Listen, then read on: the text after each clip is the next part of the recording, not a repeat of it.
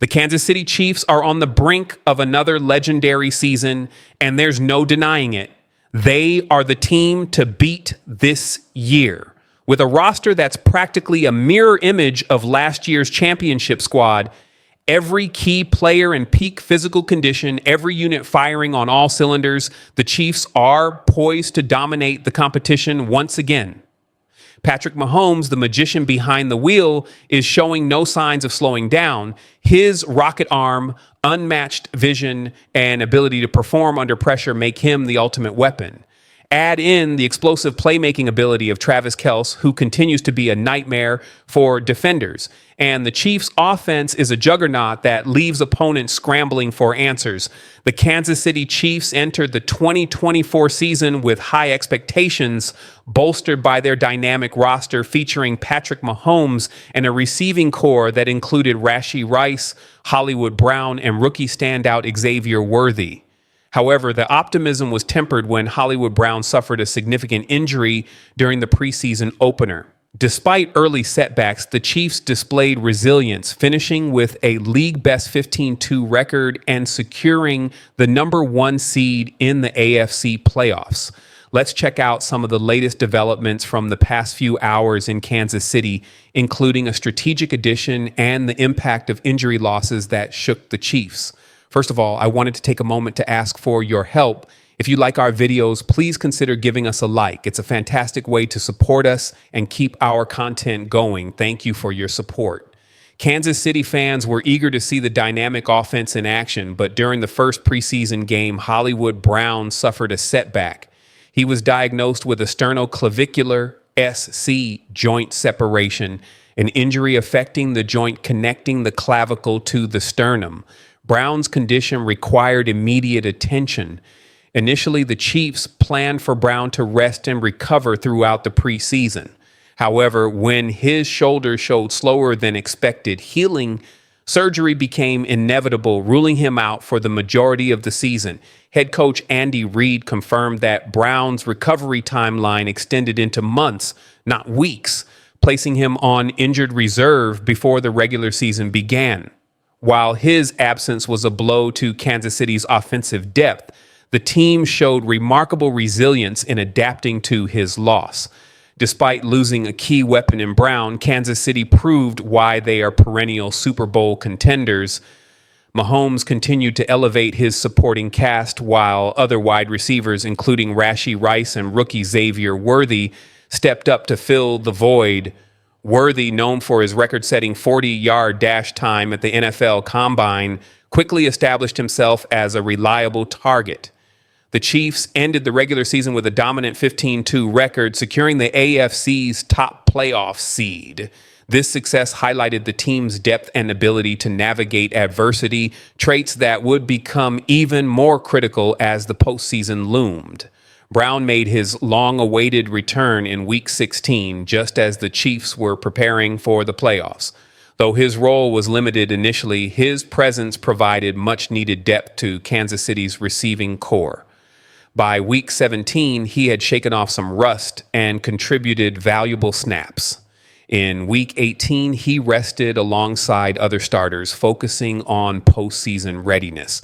Brown's return offered more than just on-field production.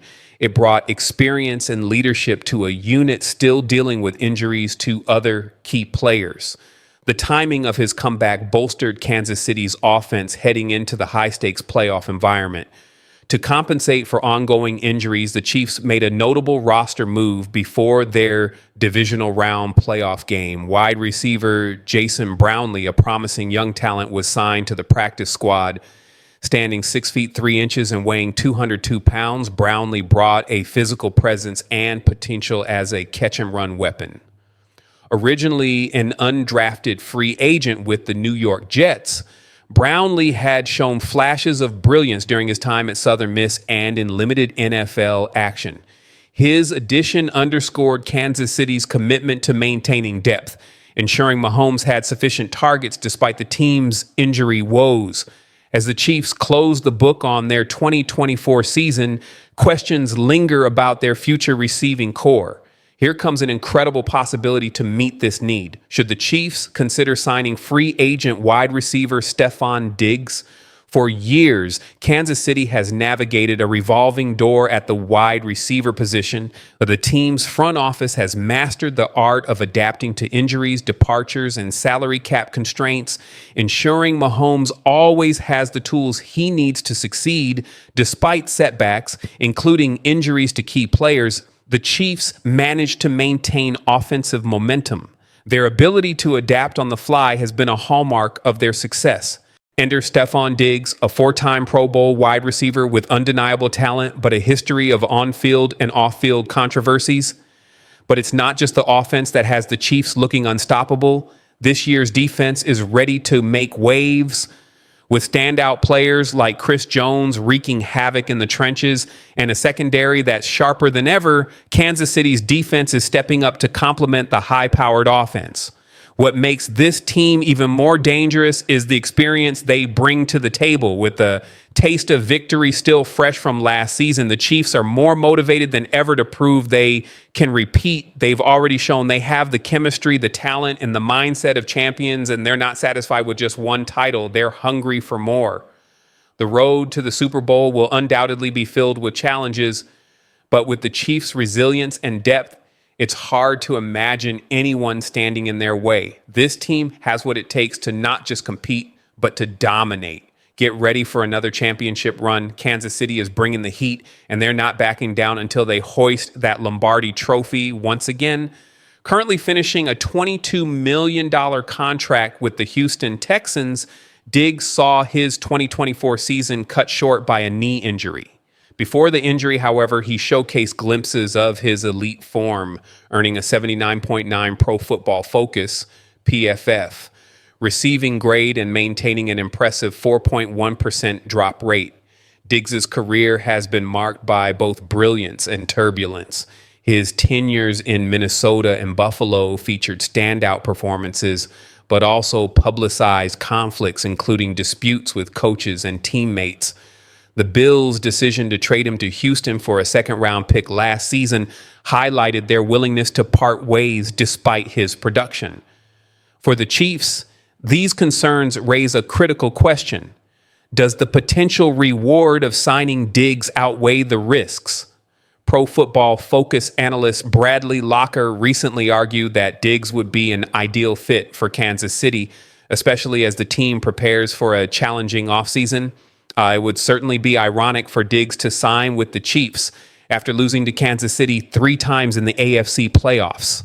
Locker noted, however, that the logic behind the move is sound. Diggs would bring veteran experience and proven production to a receiver room in flux as Rashee Rice works to recover from his own injury and Xavier Worthy continues his development in year 2. Diggs could provide both leadership and a reliable target for Mahomes. His ability to perform in high-pressure situations aligns perfectly with the Chiefs' championship aspirations. Furthermore, playing under the guidance of head coach Andy Reid and alongside Mahomes could help Diggs recapture his best form. Reid's offensive system has a proven track record of maximizing the potential of talented but enigmatic players, making Kansas City an ideal landing spot for a player looking to rejuvenate his career. While the idea of Diggs in a Chiefs uniform is enticing, it is not without complications. First and foremost, there's the matter of his health. Recovering from an ACL tear is no small feat, and the Chiefs would need to be confident in his ability to return to peak performance. Additionally, Kansas City must navigate its salary cap situation carefully. Diggs' market value, even coming off an injury, is likely to be substantial, and the Chiefs have other roster priorities to address. Balancing the financial implications of such a move with the need to maintain depth across the roster will be a delicate task for general manager Brett Veach. Lastly, the Chiefs must weigh the potential impact of Diggs' personality on team chemistry. While Mahomes and Reid have successfully integrated high-profile players in the past, Diggs' history of conflicts cannot be ignored. Ensuring that he fits seamlessly into Kansas City's culture will be critical to the success of any potential partnership. before any offseason moves are made. The Chiefs and Texans are set to face off in the divisional round of the playoffs. This matchup adds an intriguing layer to the Diggs conversation, as Kansas City will get a firsthand look at the player they might consider pursuing. The idea of Stefon Diggs joining the Kansas City Chiefs is bound to spark debates among fans and analysts alike. Could his star power and experience be the missing piece in the Chiefs' quest for another championship, or do his injury concerns and past controversies outweigh the potential benefits? Leave your analysis in the comments. Let's check out the best ideas. The Kansas City Chiefs are advancing to yet another AFC championship game after taking down the Houston Texans at Arrowhead Stadium with a final score of 23-4 in the AFC divisional round. You're listening to the KC Sports Report. I'm your host, Michael Darcy, a local Kansas City-based content creator. If you enjoy the content I put out on a daily basis, hit that like button and subscribe for more daily Chiefs coverage. In this video, I'm going to break down and recap the Chiefs' impressive win in the divisional round. They just beat the Texans at Arrowhead Stadium again by the final score of 23-4. The second time in less than a month that the Chiefs have defeated the Texans at home. This win sends them to their 7th consecutive AFC championship game. A lot of Chiefs fans are probably coming out of this game feeling like the Chiefs didn't play their best football, but they still found a way to get it done. A win is a win in the NFL, and a win is absolutely a win in the playoffs, where the Chiefs just have to survive and advance. But I actually came out of this game with a lot more optimism than most, because I think the Chiefs were the better team, and it showed in all three phases: offense, defense, and special teams. It didn't matter. The Chiefs were better. The Chiefs offense, although it struggled for much of the game, was still better than the Texans offense, which only managed 12 points before a safety late in the fourth quarter. The Chiefs defense was significantly better than the Texans defense, which had been hyped up all week. George Karlaftis, Chris Jones, and the Chiefs pass rush sacked C.J. Stroud 8 times in the divisional round. Karlaftis had 3 of those sacks, and he had a legacy game against the Texans.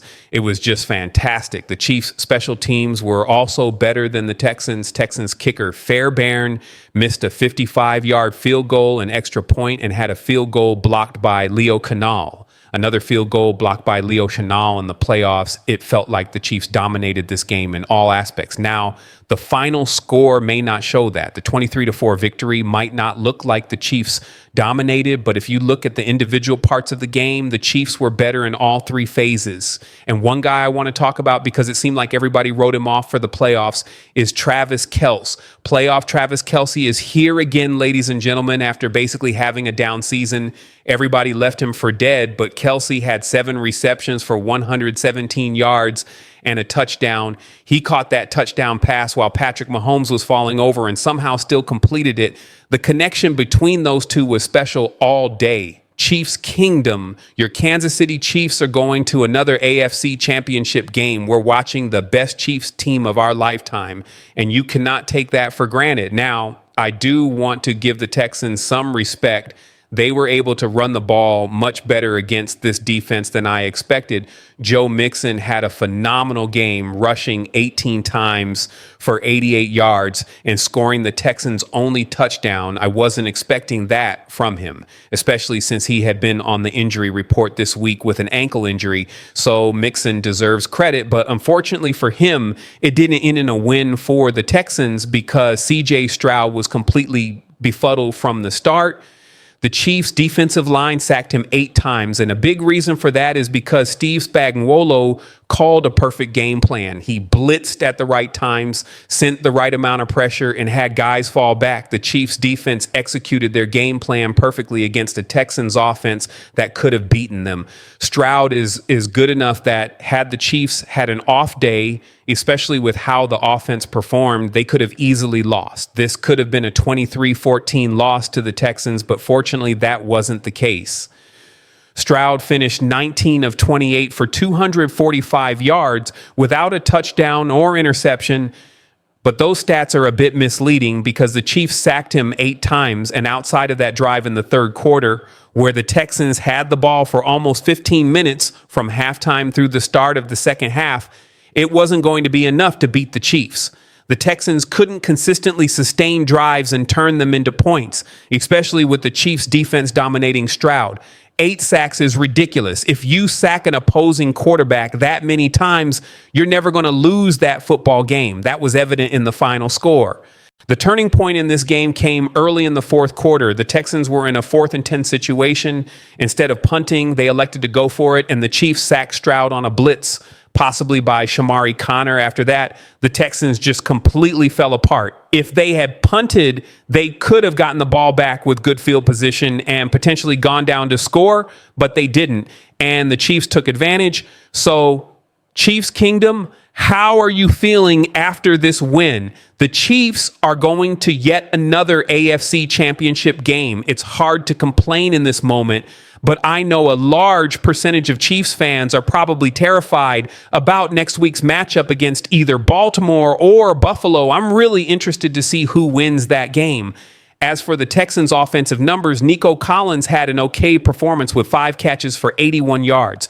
Dalton Schultz had 4 catches for 63 yards, and Xavier Hutchinson had 4 for 52. But nobody really killed the Chiefs. Trent McDuffie did a fantastic job on Collins, and I never felt like the Texans had enough firepower to come from behind. With no turnovers from the Chiefs, it was going to be very difficult for the Texans offense to put together consistent drives for points, especially with the Chiefs defense sacking Stroud on nearly every snap.